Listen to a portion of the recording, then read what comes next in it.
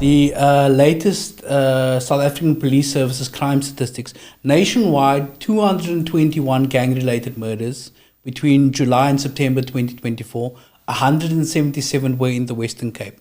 What is it about this particular province that breeds this dysfunction?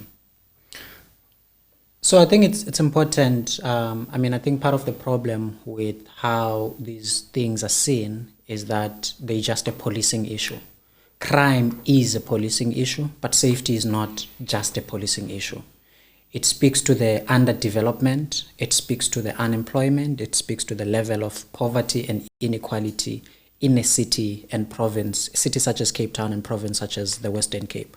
So if you don't deal with those things, you can send 1 million police into these communities. You will never deal with gang violence and violent crime in particular. And so committing resources into making sure that there is development, committing resources into making sure that every child is at school.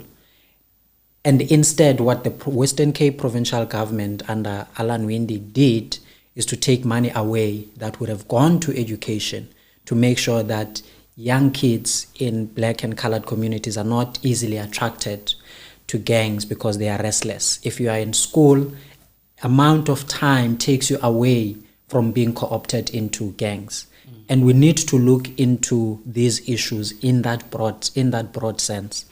That means development at the city level, that means sports, recreation, all these facilities that you can find in many other parts of the city, but you don't find in townships such as Manenberg and many others. One of the solutions that you are implementing, in fact, is to use sport as a tool to bring people together. Can you briefly tell me about that and what your theory of the case is and how that can deter people away from crime and from gangs and criminal behavior? So we're at a place where it becomes easier now for a young person to access a gun than it is to access a soccer ball. And that's the context in which we live.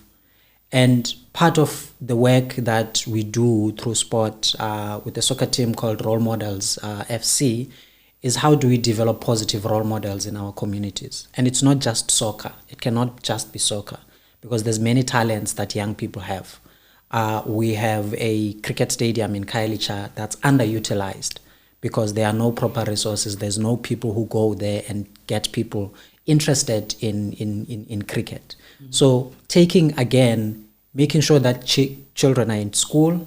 After that, they can go and practice sport so that you remove that restlessness that gets them easily co-opted. But you also teach them and develop them because it's not just taking them away from crime, it's also developing them the skill that they have so that one day they can play for the national team.